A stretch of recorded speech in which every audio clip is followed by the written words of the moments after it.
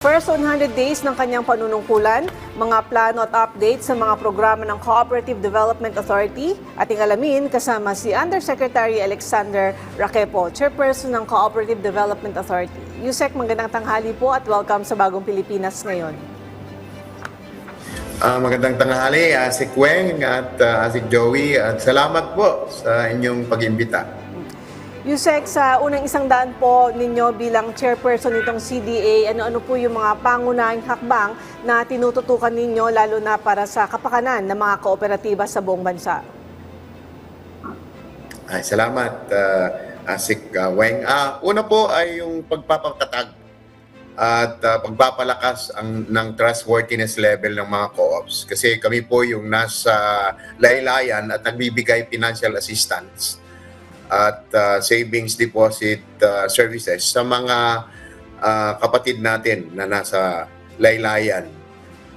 Una po, tayo po ay pinatatag po natin ang ating relasyon sa mga kooperatiba. Ako po sa first 100 days ko po ay nakabisita ng hindi bababa sa 35 na kooperatiba across Luzon, Visayas, and Mindanao. At dito po'y nakipagtalakayan tayo at nakipag-usap sa kanila kung ano pa yung mabuti nating gagawin sa mga programa para sa kooperatiba na aalalayan ng CDA. Sa mga 35 na ito, 25 po ay mga federasyon at union na kung ang membership nila ay mga primary cooperatives across the land. Pangalawa po ang pag-finalize at soon to be launched by July 17 ang ating Philippine Cooperative Development Plan. Ayan po. At syempre yung pagtataguyod natin at promote natin na pagsali ng mga kabataan, youth involvement sa lahat ng co-op development programs, pagsali nila sila sa co-op at pagiging membro sa kooperatiba para sa young age ay malalaman na nila ang mga benepisyo at mga magagandang advokasya at programa sa kooperatiba. At patuloy din po ang ating mga inspeksyon, eksaminasyon sa lahat ng kooperatiba na registered with the CDA at ito po'y kasali sa ating responsibilidad para ang mga kooperatiba across the land ay napagkakatiwalaan at well-managed. Yan, Yusek, doon po sa 35 kooperatiba na nakausap nyo na, ano po yung mga nakita nyong challenges o suliranin na na-encounter nila? Yan. Napakagandang tanong yan, Asik Joey. Parang napunta ka na sa co-op. Alam niyo po, ang una po yung problema nila sa leadership and governance. Kaya po, ako pinaniniwala sa isang kasabihan na the rise and fall of any organization or cooperatives depends so much on leadership. Kaya pag mahina yung mga leaders ng co-op at hindi alam ang ginagawa, siguradong hindi aangat yung kooperatiba. Yan po ay isa sa mga issue. Pangalawa po ay yung delinquency rate. Ito po yung paniningil at pagkuha back ng mga pinautang ng kooperatiba sa kanyang mga membro.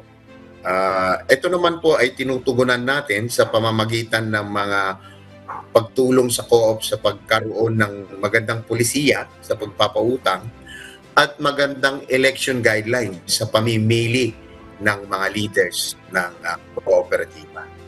Yusek, paano naman po ninyo balak palakasin yung mga kooperatiba sa malalayong lugar? Tsaka paki-explain nga po sir kung paano ba magbuo ng isang co-op sa isang lugar o isang sektor para di ba kung sino-sino lang yung pwedeng i-invite o hikayatin na maging miyembro nito? Ayan, maraming salamat si Kweng. Una, meron kaming regional offices sa bawat rehiyon sa Pilipinas at meron kaming tinatawag na cooperative development specialist. Sa lahat din po ng mga munisipyo sa Pilipinas, meron din silang cooperative development officer. Sila po ang aming katuwang sa pagbibigay, pagsasanay, pagbibigay ng pagsasanay, pag-i-inspect at pag-examine ng mga kooperatibang nasa laylayan. At yung mga gusto namang mag-organize, hinihikayat ko po sila na wag na mag-organize. Sumali na lang po sa mga existing co-ops. Marami po tayong mga malalaki ng co-op at nagbibigay ng sapat na serbisyo para sa kanilang membro. Ang pagsali nila ay maiiwasan pa nila yung paghawak ng pera, paggawa ng policy, paggawa ng governance policies, at in itself the management. They leave that to the existing competent and well-organized cooperatives. Kaya si Kweng, sumali na lang sila sa existing co-ops. Yun ang advice ko. Nabanggit nyo, Yusek, na wag na magbuo pero sumali na lang sa existing cooperatives. Pero ang challenge siguro is hindi alam ng public kung ano yung mga kooperatiba na mga ito at kung ano yung kahalagahan nila. So ano po yung mga hakbang ng CDA para ma-inform yung public tungkol sa mga existing cooperatives at para mahikayat silang sumali sa mga ito? Asik Joey, meron tayong tinatawag na National Co-op Forums at doon ipinapahamahagi namin at sinishare yung mga success co-op stories ng iba't ibang kooperatiba across the land. Maliban dito, pwede po silang pumunta sa aming regional offices na doon po yung listahan ng mga magagaling at mapagkakatiwalaang kooperatiba. Pwede rin po silang pumunta sa aming website at cda.gov.ph para malaman sa bawat region kung sino ang mga talagang existing co-ops na pwede nilang salihan. Maliban po doon sa co-op forum na aming ginagawa, katuwang din po namin ang mga National Cooperative Federations and Unions. At sila rin po ay tumutulong sa paglago, pag-develop at pag-monitor ng lahat ng kooperatiba sa buong Pilipinas. Sir, nabanggit po ninyo yung tiwala, no? So, paano niyo po tutugunan itong issue ng transparency at accountability sa mga kooperatiba naman? Opo. Ito'y tinataguyod natin kasi pag wala po silang transparency at tiwala sa COP, wala pong maniniwala sa kanila, wala pong pupunta doon at kumuha ng kanilang mga serbisyo. Kaya po tinatag natin ng mas maigi at mas pangkalawakan ang inspeksyon at examination sa lahat ng kooperatiba. Tulad ng sinabi ko, kasama po natin dito ang local government unit, kasama rin din po natin dito ang mga federasyon at unions ng kooperatiba sa buong Pilipinas para maipasigurado na yung transparency at good financial operations ng cooperative. Sila rin po ay required na magkaroon ng internal audit. Ayan, meron po silang tinatawag na audit committee at sila rin po ay dapat externally audited. At yung pong external audit na yon ay isang independent auditor ang titingin sa kanilang mga libro at ito po yung resulta po nito ay iyan ang isusubmiti nila dito sa CDA. Mm-hmm. Yusek, mula doon sa transparency and accountability, talo naman tayo doon sa sustainability at inclusivity. So paano po tinitiyak ng CDA na maging sustainable at inclusive yung pag-unlad ng kooperatiba sa bansa? So in terms of sustainability po, pinapasigurado po natin na sila ay well financially healthy. At ang healthiness naman ng isang co-op ay nag-uumpisa sa serbisyo na binibigay sa mga membro at paano namang gamitin ng mga membro ang mga serbisyo na ito. in-encourage din po namin ang mergers and consolidation. Dito po, mapapalakas natin ang kanilang membership, mapapalakas natin ang kanilang sakop, at mapapalakas din natin ang kanilang financial capability pag sila po ay tumingin at i-consider ang mergers and consolidation. Ang CDA po ay nagbibigay ng financial assistance sa mga mag-merge and consolidate. At least 3 po na micro and small. At kung ito po ay abot ng 5 higit, ay abot po ng 1 milyon. 1 milyon po pagka 3. Ito po ay nagpapahiwatig ng isa, malakas, at nagkakaugnayan na kooperatiba kaysa yung kooperatiba bawat barangay. Yun po ang nakikita namin isang sustainability. Pangalawa po ay meron po kaming tinatawag na Co-op Kapatid Program, kung saan ang isang malaking co-op o bilyonaryong kooperatiba ay inaampun niya po yung maliit na kooperatiba para turuan at eventually ito'y lumago o di kaya sumali mismo sa ninong na kooperatiba. At hindi po kami nag-stop. We are not stopping our developmental assistance to all cooperatives across the land, including examination and supervision, so that sustainability is assured.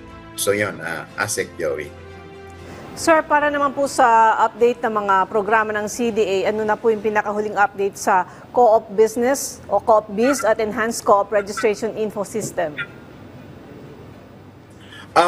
Ongoing po ito. At dito po ay nilalagay at ipinupost natin ang mga produkto, products at mga iba pang gustong ibenta ng kooperatiba para sa public.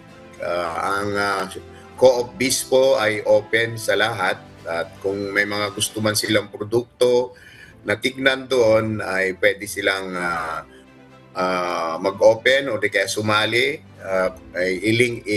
Hanapin lang yung link namin ng Co-op Biz under the CDA program. Marami pong produkto. Actually, nandito po ako ngayon sa Angeles, Pampanga. At kasalukuyan po meron kaming Agri-Cooperative Summit. At dito ang mga nag-attend ay mga agricultural co-ops. At yung ang Co-op Biz po ay isa sa mga programang inihatid namin sa kanila at iprenesenta para sa kanilang pagsali.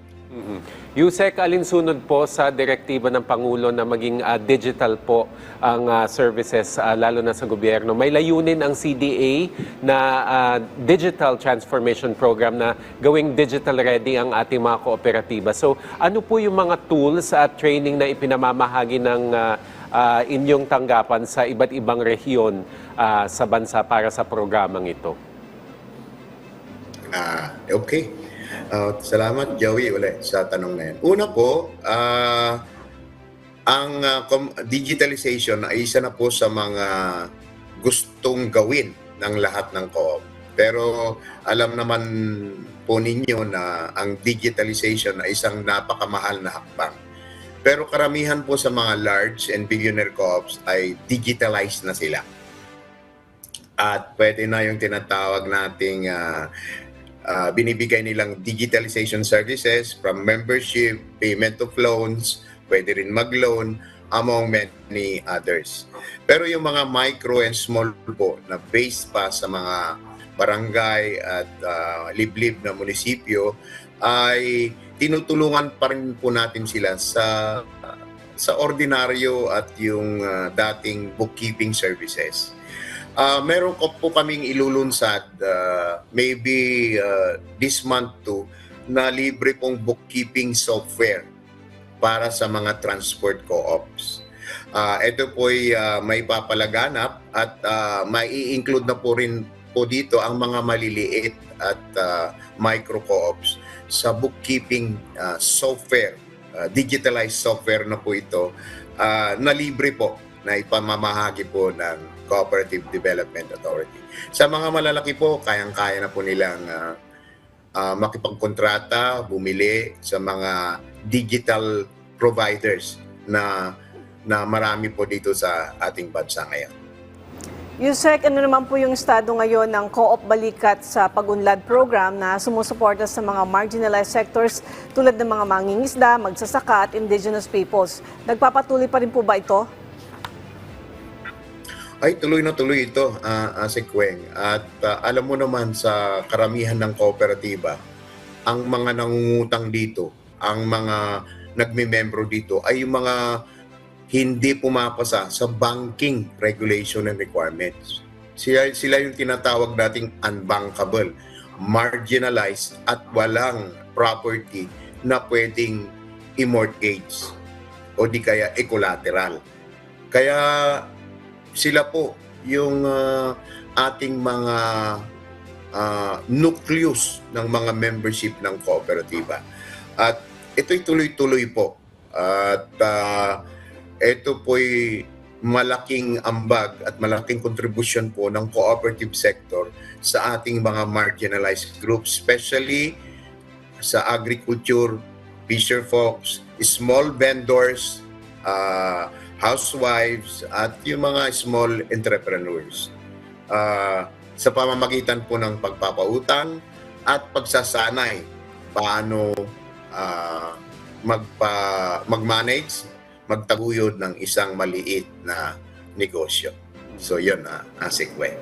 Yusek, meron po kayong tinatawag na Co-op Academy Program. So, ilang kooperatiba na po ang naturuan o nabigyan ng capacity building seminars ngayong taon at ano po yung mga topic na tinututukan ng mga seminar na ito sa ngayon?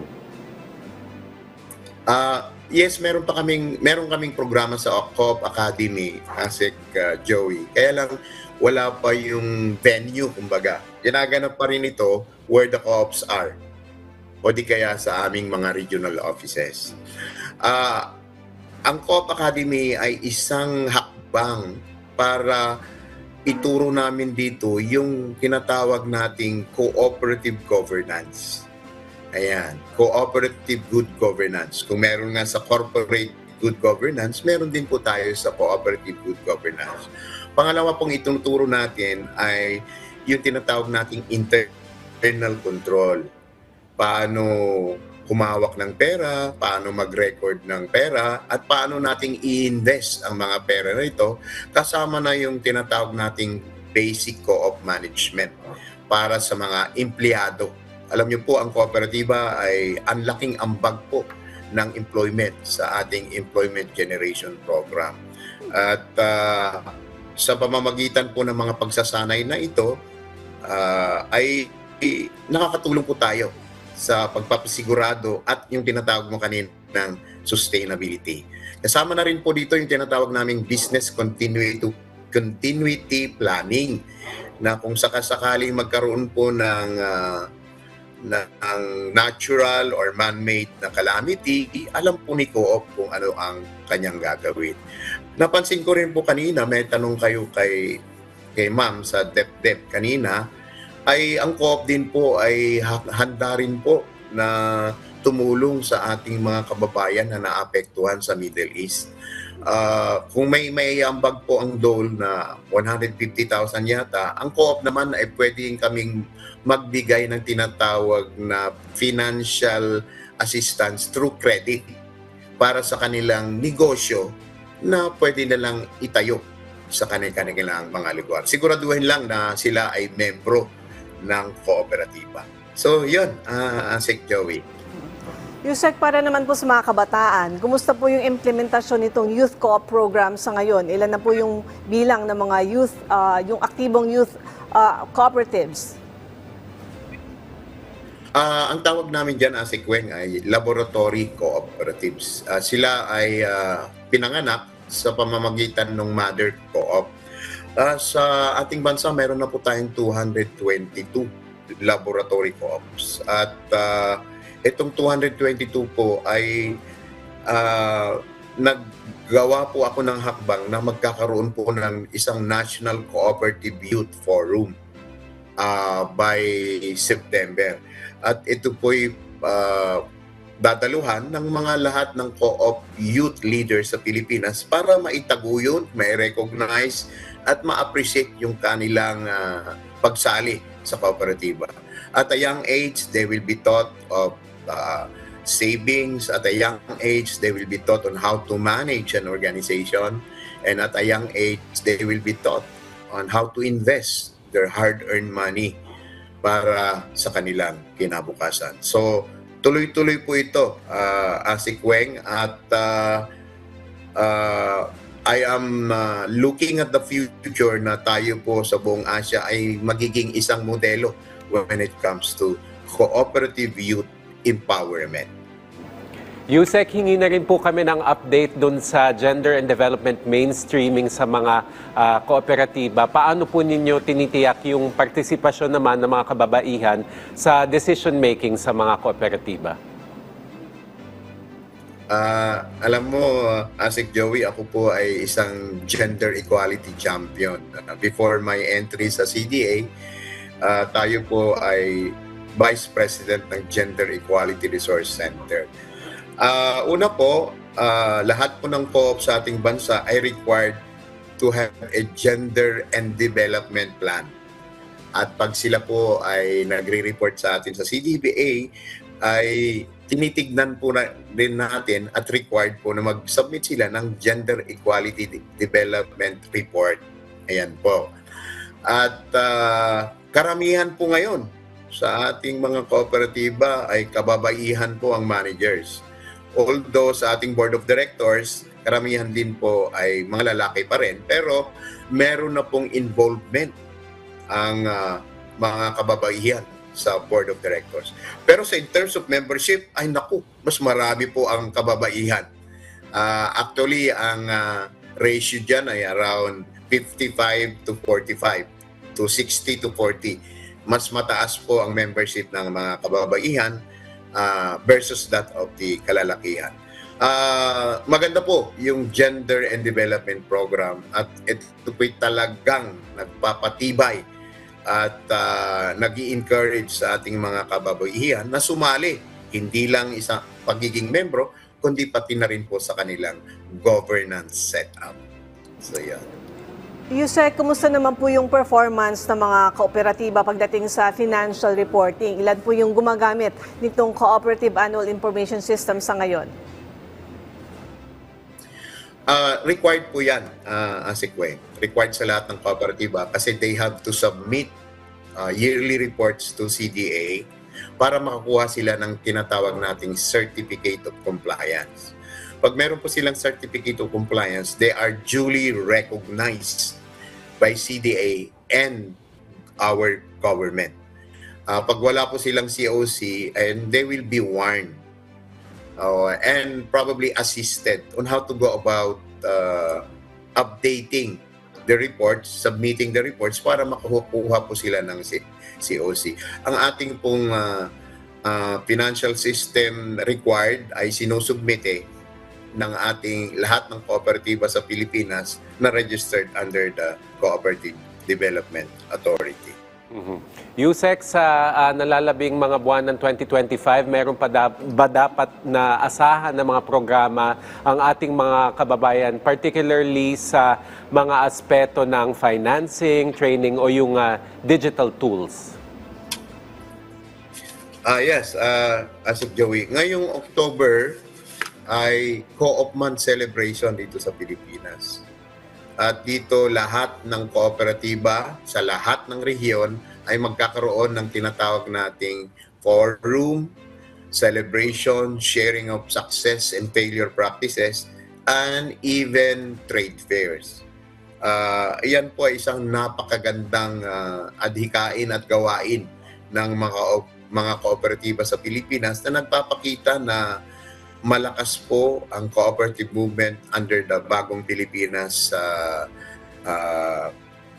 system at ito po'y handang tumulong at patuloy na tutulong sa ating mga kababayan na nasa mga laylayan. Isa pa po ay yung tinatawag, ngayon din po pala ay International Year of Cooperatives as declared by the International Cooperative Alliance. At tayo po ngayong taon na ito ay buong taon din na nagpapakita ng mga gawaing magaganda ng kooperatiba para ito'y maging model sa ibang kooperatiba sa buong Pilipinas. At tayo po ngayong sa mga nalalabing panahon po ng 2025, magkakaroon po tayo ng National Co-op Youth Forum. Magkakaroon din po tayo ng tinatawag na Cooperative Summit ng National Cooperative Development Council. Meron din po yung Liga ng mga Cooperative Development Officers ng Pilipinas. Ito po yung mga empleyado sa LGU na katuwang namin. Magkakaroon din po sila ng National Conference at iba pang mga regional co-op forums.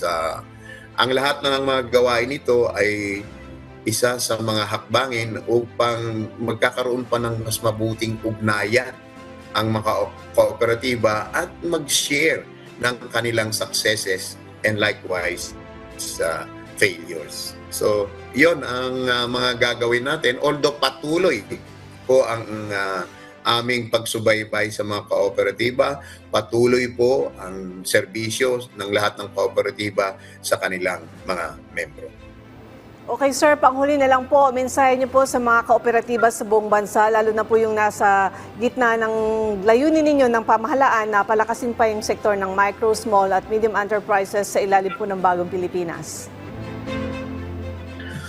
Ayan, hinikahit ko po sila na i-manage po nilang mabuti ang kanilang kooperatiba. Kung sila po ay nagkakaroon ng problema, ang CDA po ay bukas palagi para magbigay ng technical assistance sa kanila at financial advices na wala pong kaukulang bayad. Pangalawa po ay yung mga maliliit at mga micro co-ops natin ay magbibigay po kami ng mga libreng pagsasanay din sa CDA upang may taguyod ng mas mabuti ang mga kooperatiba. Ako po'y naniniwala na ang mga tagumpay ng mga kooperatiba at gawain na magaganda ay tagumpay na rin po ng CDA under the Bagong Pilipinas program. Kaya patuloy po ang ating programa, patuloy po ang paghikayat natin sa kanila sa pagpapatibay ng kanilang samahan at patuloy din po ang paghanap natin ng kaukulang tulong para mapabuti ang micro and small cooperatives. Alright. Maraming salamat po sa inyong oras. Undersecretary Alexander Raquepo, ang chairperson ng Cooperative Development Authority. Salamat, sir.